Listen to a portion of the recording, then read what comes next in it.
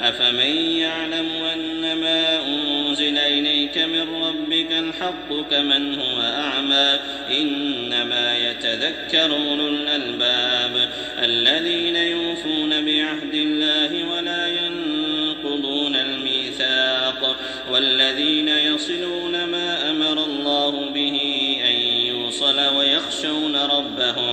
ويخشون ربهم ويخافون سوء الحساب والذين صبروا ابتغاء وجه ربهم أقاموا الصلاة وأنفقوا مما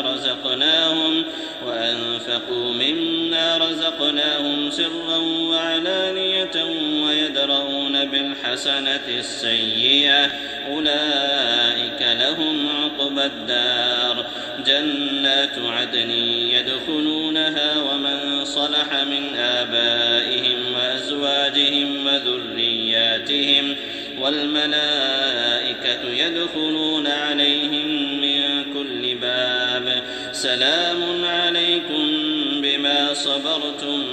فنعم عقبى الدار.